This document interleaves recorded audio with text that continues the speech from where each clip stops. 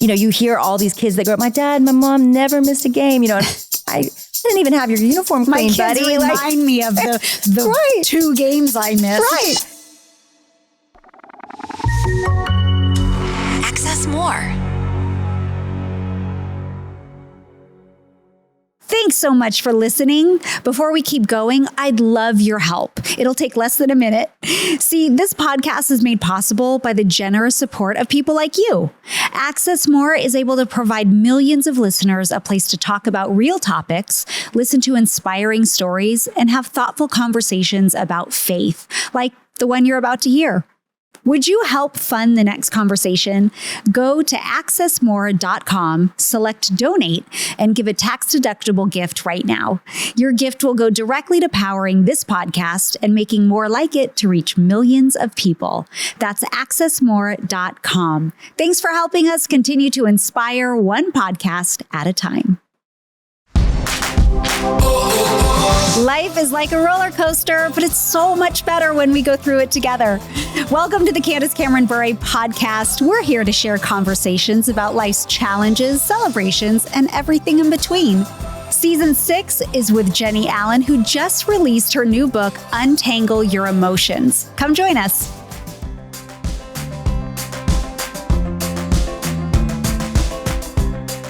Okay, we are back. And last week we talked about our emotions and normalizing our feelings, that they are meant to be felt. Yeah. And we're going to start to deep dive into specific feelings. But before we do, I really want to hear about why you wrote the book, Untangle Your Emotions. Was there a specific event that happened in your life that made you want to write about it? Imagine that. Yeah, no, there definitely was. I had written a book called Get Out of Your Head a few years ago. And that book crazily came out a month before COVID. So it was really well timed for people. And I think it did so well because of that. And I believe in that book. Every single word of that book, I stand by. It is that God has given us power and dominion over our thoughts, that we do not have to live in spirals of toxic thinking. Yes. And amen. God, it's clear. And yet there are times that no amount of gratitude is going to take you out of a dark place. And I wanted to, explore emotions. And I was naturally doing that because I'd been invited, since I'd written Get Out of Your Head, I'd been invited into a little small group of leaders. And we began to meet monthly and talk about what was really going on, the thing under the thing. Yeah. And as we did that, I remember one specific day when I was really brave. Part of the prerequisite is you would show up and feel all your feelings. Well, my experience is I'm a fixer. I'm not a feeler. I want to fix problems. I don't want to feel negative emotions. Why would we? I really genuinely, I am the girl who not so long ago would have said, I don't see the purpose. And so I knew that would be part of this group. There was a counselor that was a part of it as well, leading us. And so I came in that first one. I was like, I'll play your game. I'll feel my feelings. And I just let it all out. I was mad at the time. I was really frustrated with work. And I was feeling kind of like God had taken me out. That song Oceans, where feet may fail, and my feet had failed. Like there were just some places where I felt like he abandoned me. And I was like, where are you? Like, this is so hard. And I feel alone. And yet I feel like I'm being obedient. And so I was just saying all this, and I was crying and I was yelling. And after I finished, some of my friends began to say things like, God is not like that. God wouldn't leave you. God's never going to leave you. And telling me all these things. And inside, I felt so misunderstood because I had braved sharing my soul. And yet I knew what they were saying was right. My theology, I went to seminary for 3 years. I know the theology. I just, in that moment, didn't feel like he was there for me. And they were basically correcting me. And so inside, I'm steaming. But it's exactly what I would have done to someone else too. Right. Does that make sense? Totally. So I'm sitting there they're correcting me, and like I would have corrected them.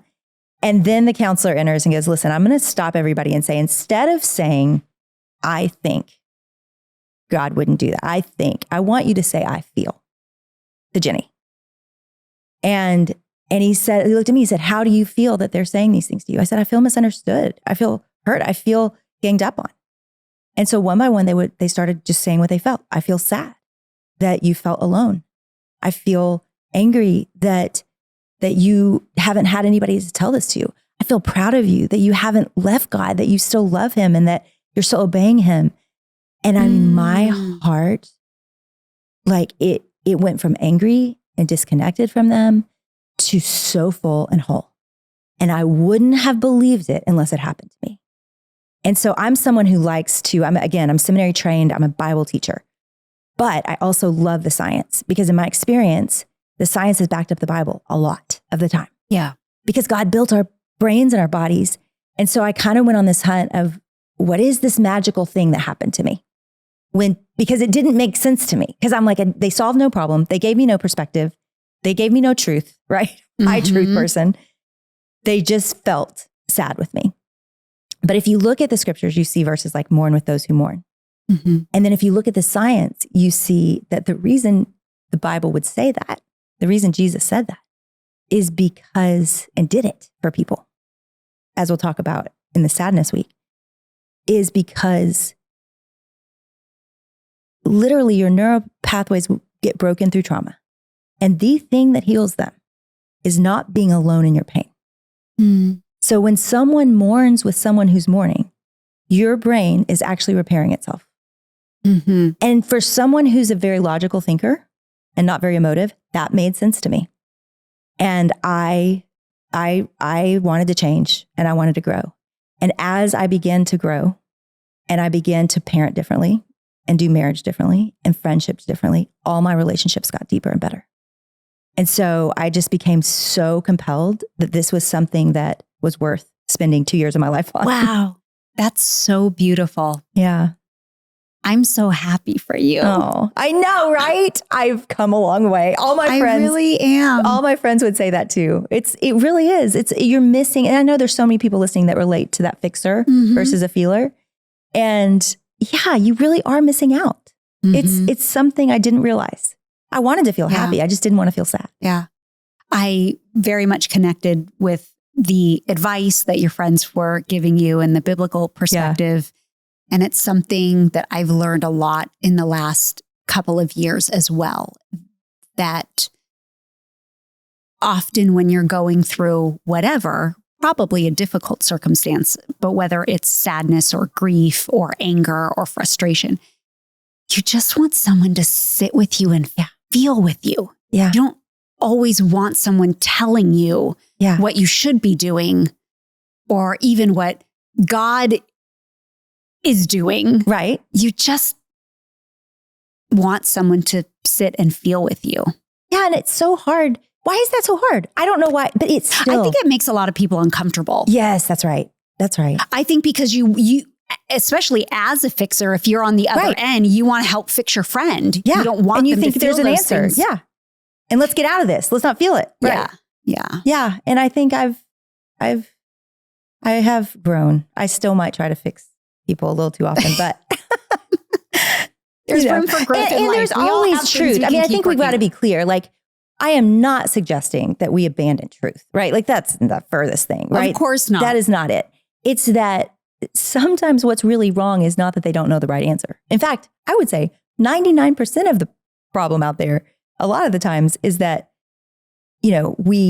it's what we're feeling about a circumstance, not the circumstance itself. So we fix the circumstance, but we've still got all those feelings and those hurts. Right.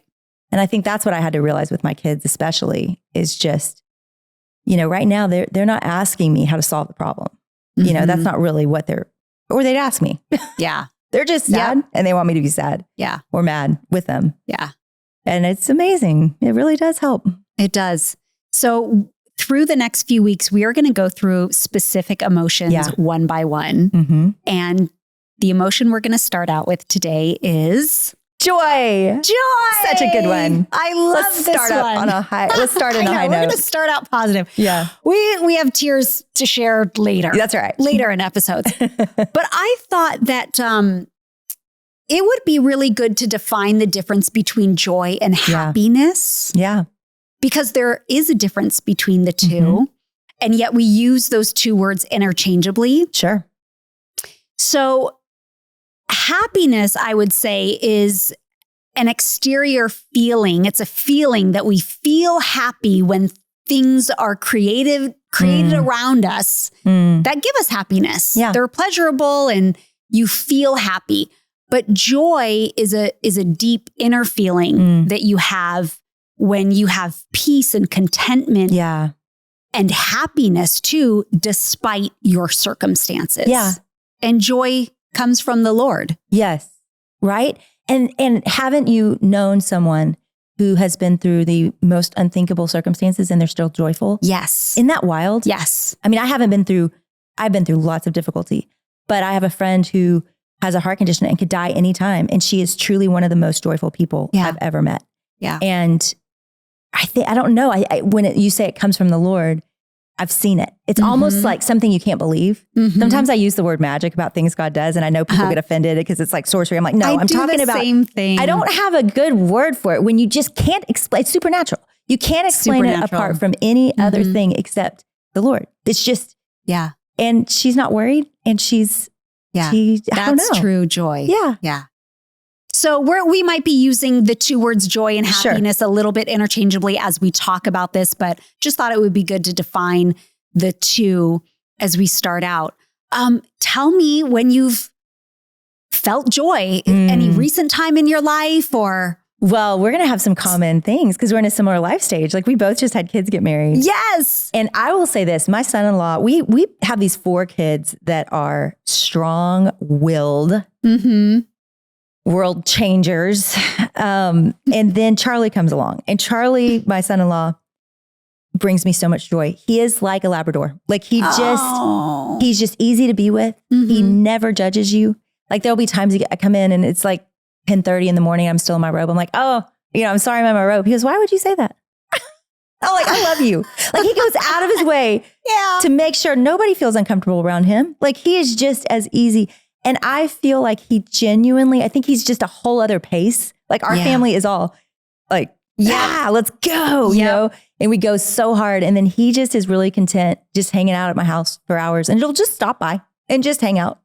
And I just feel like he has brought me so much joy lately. That's a new one. I love that. I love hearing that. And congrats too. Yeah, you too. On the marriage of your daughter. You have one married? One married. Okay. Yep. Okay. So same boat. Yeah. That was the most recent joyful occasion for me. Yeah.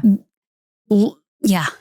I was honestly overwhelmed with the amount of joy and happiness that I felt over the weekend, not only for my son and his beautiful wife, and seeing the two of them together and how much they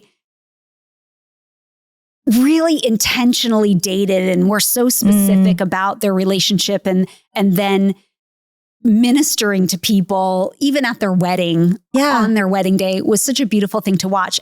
And then this overwhelming feeling of all of the people that have poured into my son's life and his wife's life are all in the same room. We're gathered together. And when is this ever going to happen again? It's like weddings and funerals. Like that's when it happens. And I was so grateful for the family and friends that were in that room that I got to see and hug and have conversations with and dance with. And I was on cloud 9. I couldn't get enough of it. I felt such joy and happiness. It is. There's nothing like it. And I feel like there are so many times in my life that I can say I was present in that moment. Like I remember my wedding, and I remember somebody saying before, stare at everybody in the...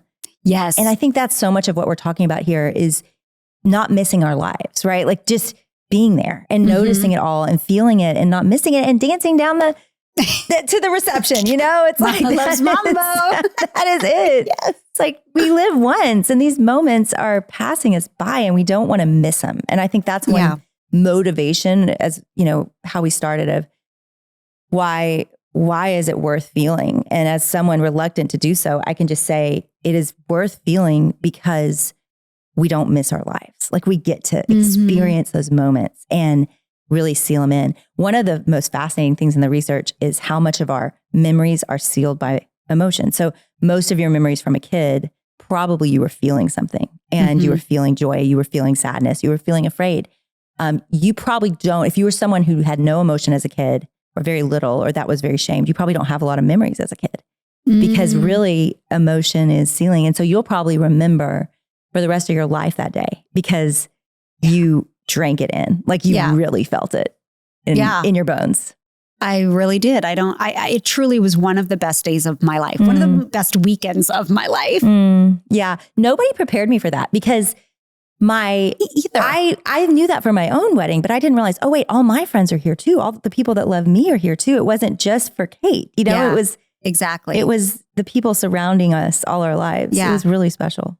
So what about people that are saying, well, I don't have a son or a daughter that's getting married soon. I don't have an event coming up. That's this big joyful occasion in my life. Right. We're not talking about only the big things that are joyful in life. We're also talking about the everyday things that we can see that bring us joy.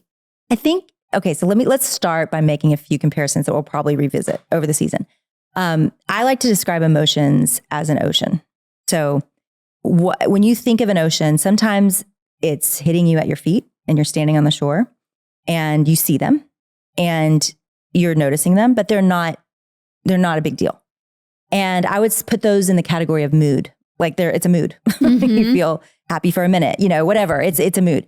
But then there's times that you're waist deep and you feel like, okay, this is significant. Like I'm feeling this for days. I'm feeling this for weeks. But you're okay. And then there's times that you're swimming, that you're just full on, like for joy, it would be like, this is amazing. I am in control. I love it. This is great. And then, of course, we'll talk about in future weeks, sadness and anxiety and that kind of thing, where you just get out so deep and it feels like you can't swim anymore and they're overtaking you, right? So wonderful if joy was out there overtaking us, but that's usually not the one pushing us out to the deep, right? Right. What I would say about our moods and about our days and our daily life and activities is I have noticed that when I notice my emotions, I can tend to them better. So if I'm in a season where things are hard, I will do things that bring me joy in the middle of it. And I'll make real intentional choices to do that. And so I think those small things actually can be more life-giving on a regular basis. So what are the things to know? Everyone should know the answer to what makes me happy. Everyone should know that answer. And it should be small things and big things. And it should be an unjudged list. I'm not talking about anything illegal or sinful. I'm talking about if you absolutely love, you're the wind in your hair, then get a bike or something that goes faster. Like just what is the thing that brings you life and joy? And that should be an easy answer for you. And I bet you everybody right now is going, I don't know. What's wrong with me? I don't know. Thinking. So I think we should give them options. We were just talking before Unprompted about this thing about the beach. So that's something that's brought you joy a lot. The beach has brought me joy my whole life because I grew up going to the beach almost every day and have lived on the beach for many, many years. And I love it. I love the sand in my toes. I know that grosses some people out, but I love it. I love the ocean. I love the salty air. It just makes me feel good. So let's go into it. So you're by the ocean. Imagine you're there right now. What do you feel inside? What do you feel? Peaceful. Yeah. It's the waves feel so calming, crashing. At one point we actually lived, Val and I, on the ocean. So there were actually stilts that went underneath the home. So the water would come up and crash underneath the house. And there was nothing more peaceful. It's so loud, by the way. Yeah. It's actually crazy loud. The first few weeks we had to really get used to the sound of it. But man, there's so much peace in it that feels so calming. And I feel so surrendered to it. It's also looking at this vast universe. You're looking at the skyline. You're looking at maybe the sun rising, the sun setting. You're looking at how big the ocean is. Yes. And it doesn't make me feel small. It just makes me feel like, wow, I'm a part of this glorious world, this glorious earth that God put me here at this time in this place for a reason. And I just see his creation and his beauty. And I mean, all those things go through my head when I am on the ocean. Well, and I'm thinking of everybody like me that lives in Dallas or somewhere that you're like, I can't get there very often.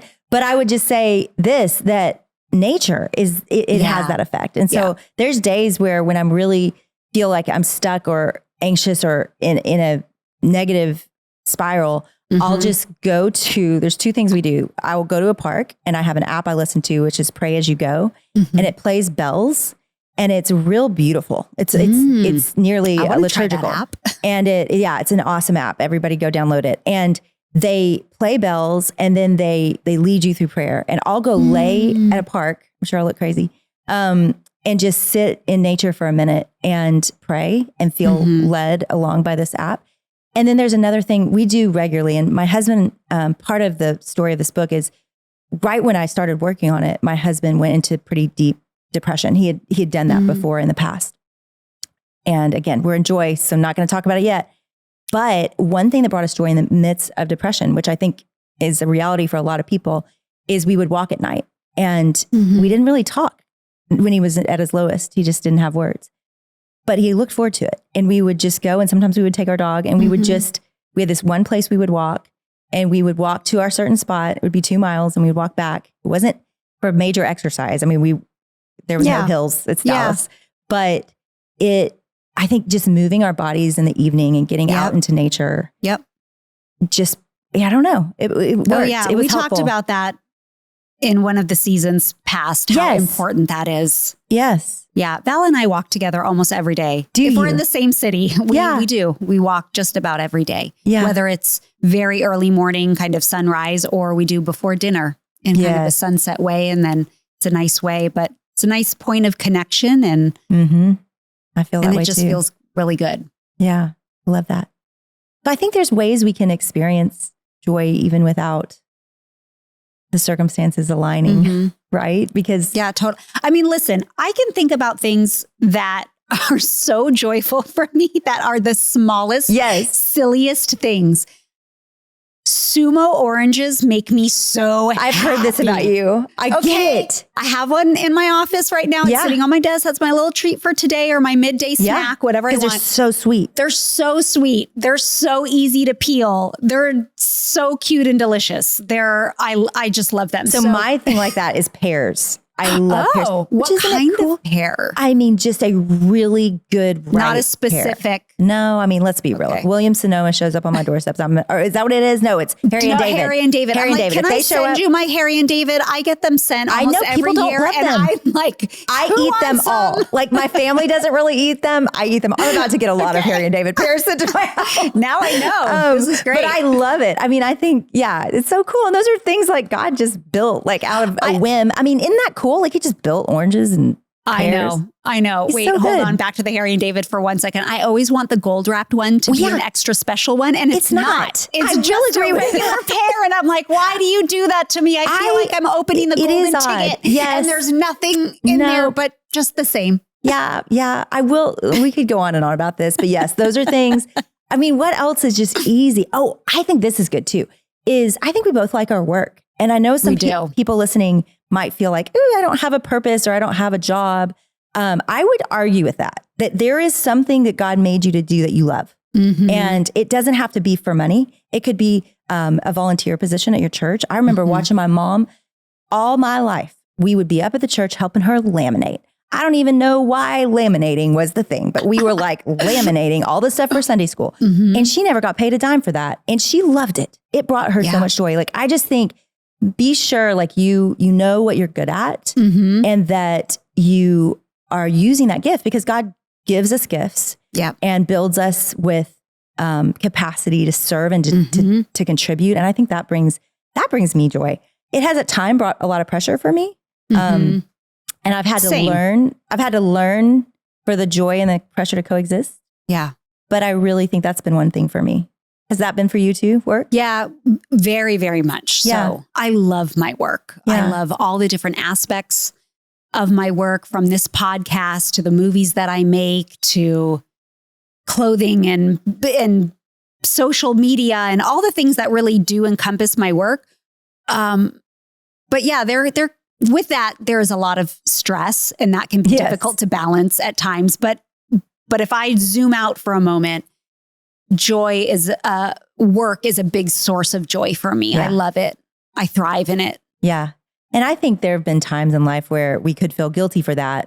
You know what I mean? Sure. And I think that's we could have a whole other season on I know. fun parenting and just juggling and all that. I know we always get so many questions. How do you juggle it all? And I always say a whole lot of help. We have a whole lot of help, which you have such a great team too.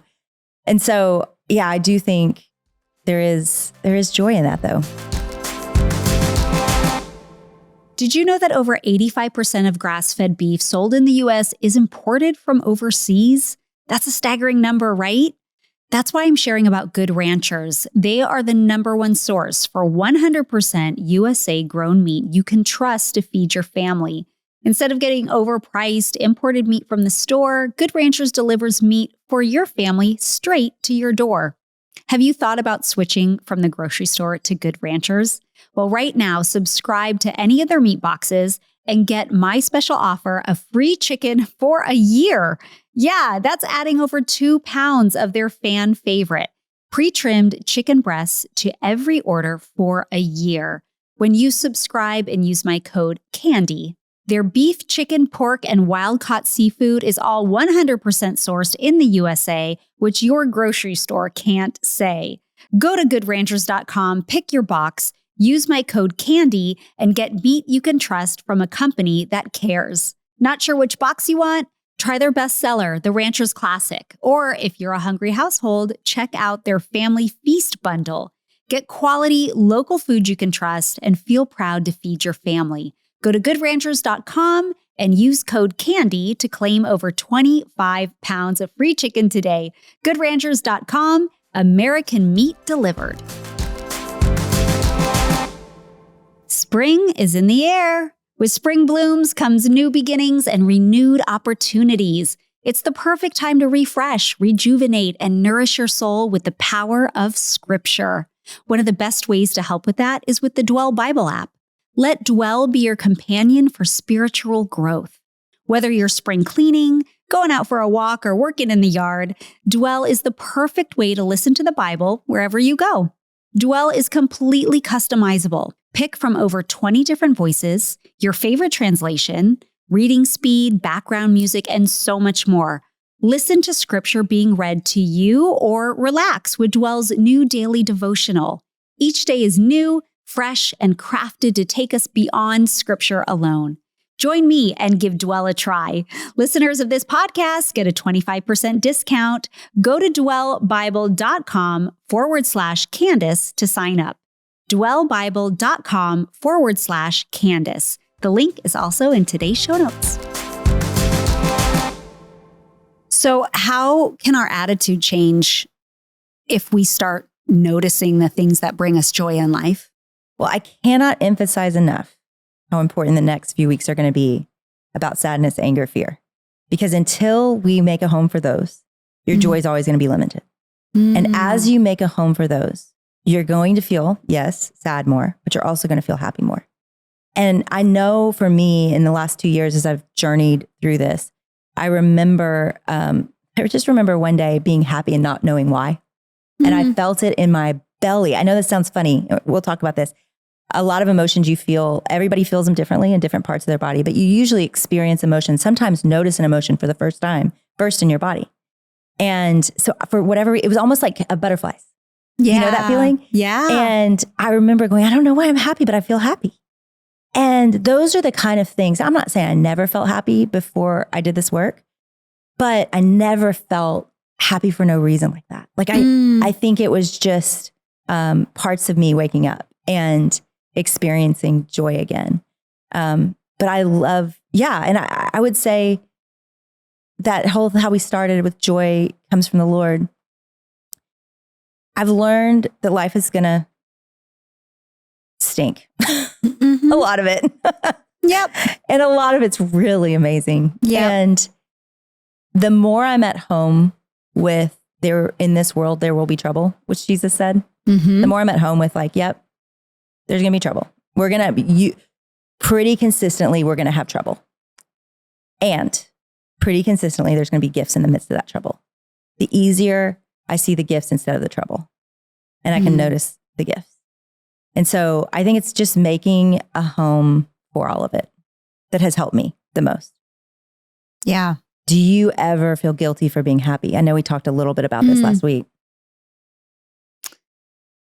The thing that comes to mind is the answer is yes. I haven't often, but the place that I have found guilt in feeling happy is within my work. Yeah. Because even while raising my kids, I mean, I took 10 years off and I didn't work. And then I came back into work and still raising my kids, obviously. But there's that guilt in that. And I think this is partly cultural too, of like, oh, why isn't your happiness only found in your family? Like, why do you need to have a job? Or why are you so happy working? What kind of fulfillment is that bringing you that your family life isn't bringing you? And I would hear that question from other people. And then I would think about that a lot, going, should I be feeling guilty because I'm really enjoying this other part of me? I'm like, this is allowing me to express creativity and use different parts of my brain. And so I've wrestled with the guilt. It's not guilt as in, oh, I'm not spending as much time with my kids. It's just the guilt of, should my happiness have more weight with my family than my work? Although I would consider them both equally sources of massive joy in my life. Yeah. But I feel like the outside world and culture has put that spotlight on a lot of women, and it made me question, like, should I be feeling more guilty about this? Yeah, which is, I relate to that. And I think, now we both can speak to any moms out there that might feel that. We can speak to, our kids are grown and launching. And so I can say this, that my kids are so funny. They're like, Mom, I'm so glad. Like, it's been so fun to watch you work. Like we had a mentality as parents that when you have a kid, you have a choice. You can put them in the center of your circle between you and your husband, and the world revolve around them. Or you can add them to your circle and the world be in the middle and you're serving the world. And that was kind of our philosophy, was we're going to be in this circle of people that are all in our own ways with our own gifts, loving the world together. And we're going to be good friends about it. But we exist to serve other people, not just, you're not the center of the whole universe, Yep. Well, as they were growing up, I had that same feeling. I was constantly guilty. I was like, gosh, I missed a game. And, you hear all these kids that grow up, my dad, my mom never missed a game. I didn't even have your uniform clean, buddy. My kids remind me of the 2 games I missed. Right. All so the it's time. like, okay, but their attitude, because we built that culture, was go, Mom, go. Like, and for them, it was like, whenever they're doing their thing, it was like, we would all show up to cheer for them. I think it turned out. Now, I was curious the whole time, and only, 3 of them the third one's about to launch. 3 of 4 have launched. But I think it gave them, I think they all were of the mindset of, we all exist to serve, and we all exist to, because in your own way, I know everybody would be like, you are acting, you're writing books, how's that serving? But I think it is. I think I think there's any which way you can serve the Lord and serve the world. And so I don't know. I thought that helped me not feel so guilty. Yeah. And for anybody listening that might feel guilty, to just go, they're going to have their things too pretty soon. Even if you have toddlers right now, like by the time they're in kindergarten, they've got a school to go and love and to serve and to do well at. And so I think that has helped me as a working mom. And certainly there's some listening that would call themselves stay-at-home moms. I would say you probably have plenty of things that fall in the category of work, including cooking, cleaning, taking care of those babies. So all of it just being like, this is my goal today. This is what I'm existing to do. This is what I exist to do today. That's helped. But so how do we find joy in difficult seasons? Yeah, that's such a good question. And I would just say, we're about to talk through some of those difficult emotions and seasons. And I would first say, it's okay to let a season be hard. That God is not like, oh gosh, you're scared. That's not giving me glory. That's not, he's not shaming that. So I think we do live a little bit with this lie that Christians are supposed to be joyful all the time. Now, that is promised to us as accessible, right? So we can always access it. And that's the question. But I think we have to begin by saying it's okay if you're in a season of depression or anxiety, or a season just of really being hurt and angry and walking through difficult things from your past. It's okay. Yeah. He is patient. He, again, like the verse from last week, he empathizes with our weakness. So I think we remember that he is empathizing. And then after that, we look for joy wherever we can get it. And we notice it. And we don't try to conceal or cope with it, but when it comes, we embrace it and we feel it.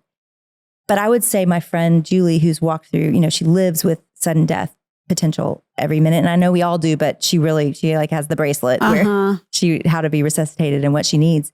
So what she would say is every morning I get a text from Julie every single morning, Sunday, Saturday, Monday through Friday, every morning. And it is a passage and it's her thoughts about the scriptures. So if you were to say to Julie, how do you stay joyful in the midst of impossible, life-threatening moments every day? She would say, easy. I walk with God. I walk with him. I know him. I wake up. Sometimes she texts me at 5 a.m., sometimes 6 a.m. She sends me what God's teaching her every morning of every week and has for years. Wow. I watch my friend walk with God. It's real. And so it's that magic we talked about last week. Yeah. It's that supernatural thing that, what would verses like, blessed are those who mourn? What is that supposed to mean? Blessed are those who mourn, for they shall be near to God. Because mourning actually, in its greatest essence, as a gift from God, takes us to the feet of God in a way that nothing else can. So ultimately, connection with God is even deeper for those who go through suffering. So the sweetness doesn't become circumstantial. The sweetness becomes relational. Right. And that's that difference between joy and happiness, because I don't think anyone's expecting you to put on a cheery face and be happy in the midst of dark circumstances. However, there can be joy. There is joy to be found. Yes. But we can still feel all of our feelings. Yeah, we can still feel angry and peaceful with the Lord. And I've watched her do that really well. She will still, there will be days where she goes, I'm really struggling. And she'll just say what she's feeling. And I think that's the health we're talking about in the season, right? We're talking about a health that can live in both places without judgment, without fear, and just go, here's where I am. And allow God, and we'll talk about later what this looks like in the context of our relationships. Because we all know emotions can cause us to sin, right? We know that. Yeah. Even joy, pursuing it too hard, it can cause us to sin.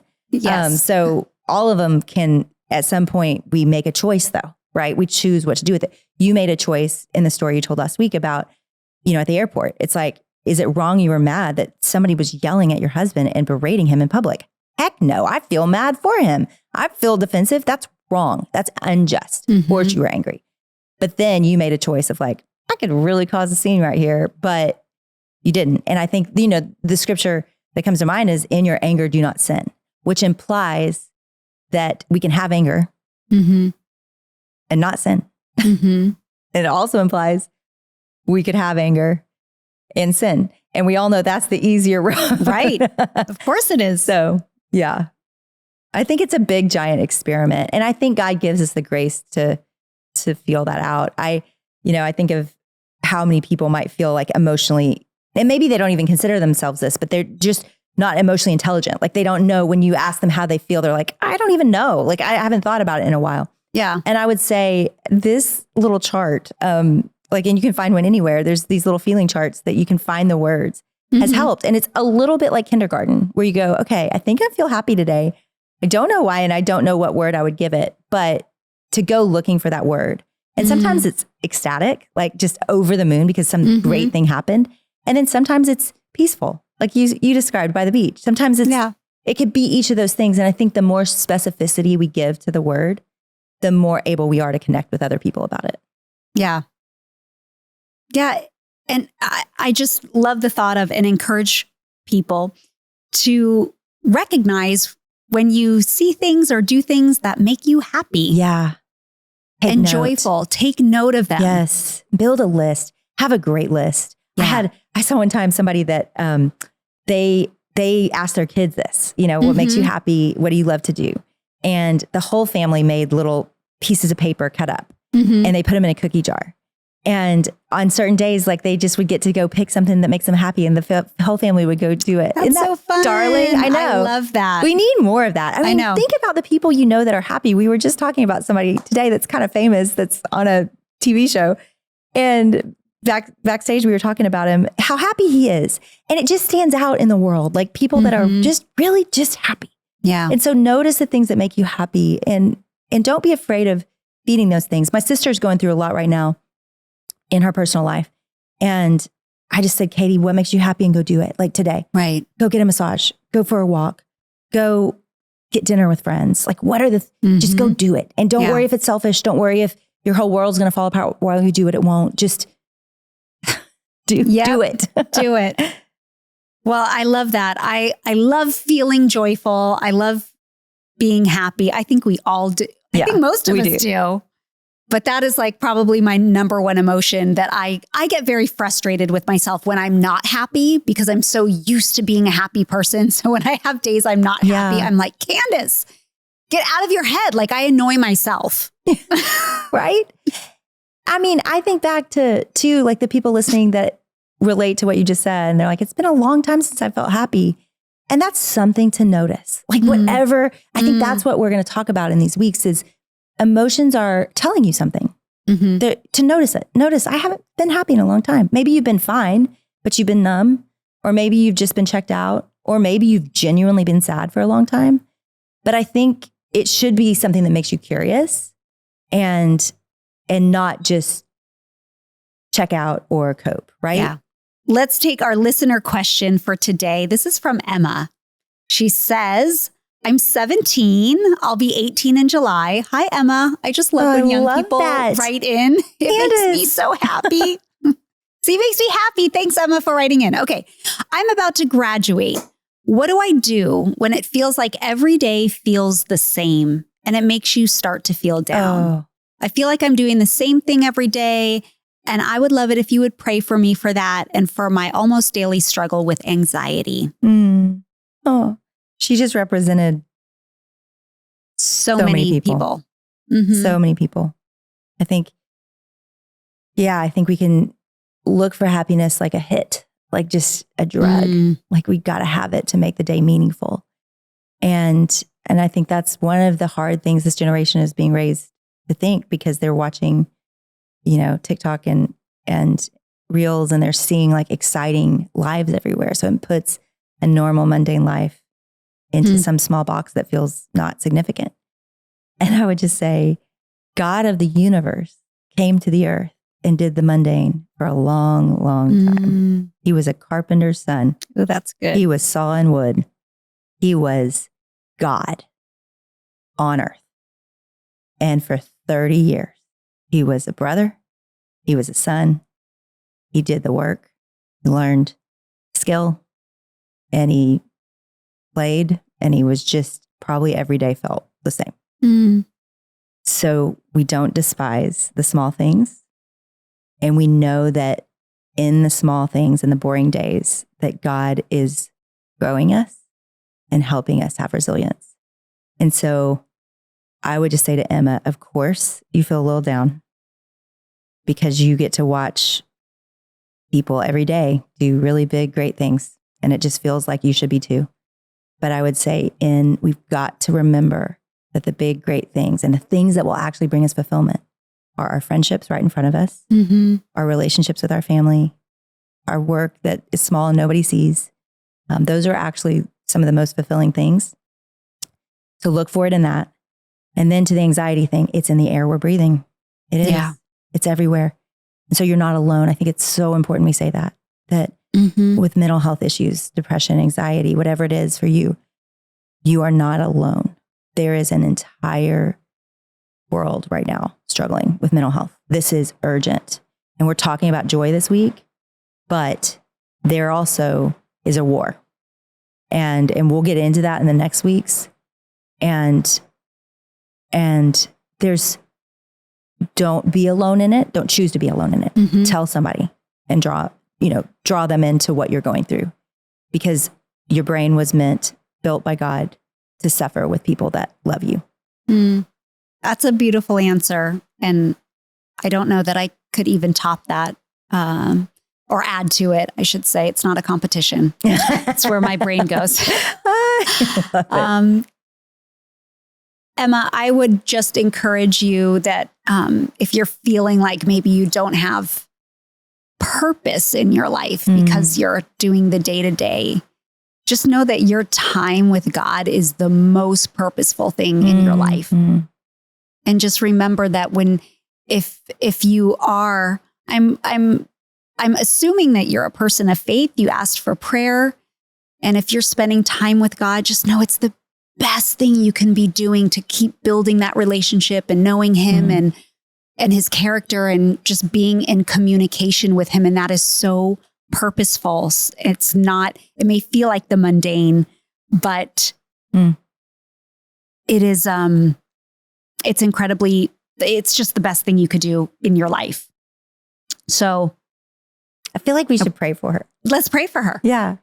Yeah. And just Emma, this is for anybody listening that's struggling with the same feelings, because I think, Emma, your feelings are so familiar to all of us really on certain days. And so, Lord, I just pray for Emma. I pray for her daily walk with you. Would you be so near to her? Would she draw near to you? And God, I pray for just the people that she interacts with. Would you just surprise her in her days with conversations that matter and people that are suffering, and that she would notice and be able to love them? I pray, God, that she would have people around her that can listen and be with her in her struggle.